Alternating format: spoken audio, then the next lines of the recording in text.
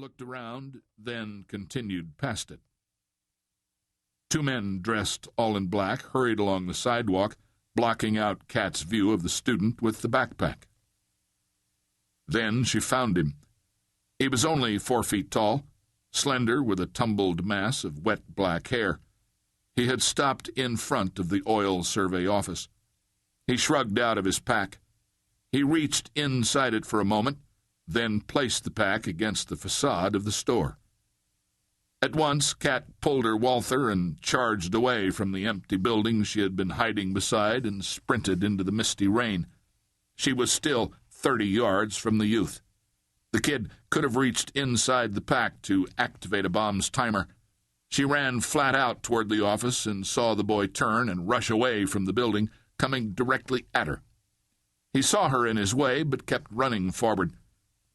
The boy screamed something at Kat in Arabic. She didn't understand the words, but felt his anger. Kat charged straight at the boy. The youth glared at her and screeched something else in Arabic. The Arab boy dodged to the left, and Kat stayed with him. He feinted to the right, then changed directions in a flash and jolted again to the right to go around Kat. She had played too much soccer to let him fake her out. She matched his moves, and they slammed into each other. Kat kicked out strongly with the right foot, hitting the boy's left leg and driving it into the other one, sending him into a stumbling roll on the wet pavement. Kat loomed over him, the Walther put away, her small shoulder purse hanging at her back. "Get up," she barked.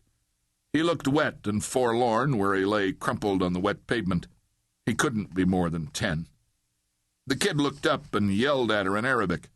She had never seen such stark hatred in a face so young. It startled and pained her. How could one this young learn to hate that way? In an instant, he rolled away from her on the slippery street. Kate jolted forward and dived on top of the boy. He fought like a trapped wolverine.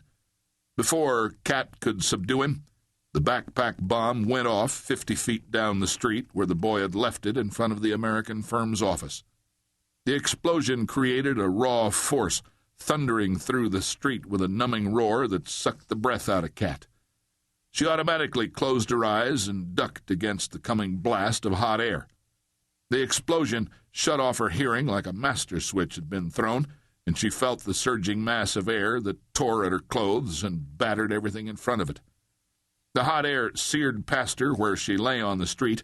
Then shards of glass, splinters of wood, and jagged metal fragments rained down on both of them like the spawn of a Missouri tornado.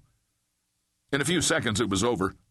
The boy must have felt Kat relax, because at once he pushed at her and screamed. He ripped one hand free and pulled something hard and black from his pocket. A hand grenade. Kate stabbed at it with clawing fingers. The boy humped against her hard and pushed her foot to one side. Then he jerked out the safety pin and the lethal bomb.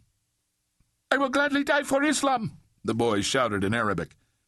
Kat only heard whispers of his voice. She surged forward on top of him, trapped his right hand, and tore the grenade out of his grasp. Her face felt tight, strained with terror, and her heart stammered, missing a beat, as she realized the grenade's arming handle had already sprung off. The bomb was ready to detonate. Damn it, she wasn't going to die on some rain-slick Cairo street.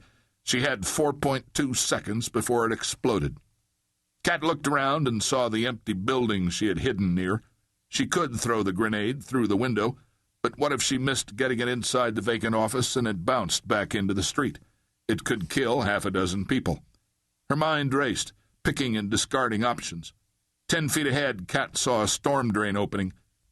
Without another thought, she threw the grenade toward the 2-foot-wide hole, saw it roll into the darkness, and moments later the deadly explosive went off with a muffled roar. The kid wilted. Kat caught both his hands and bound them behind his back with plastic riot cuffs.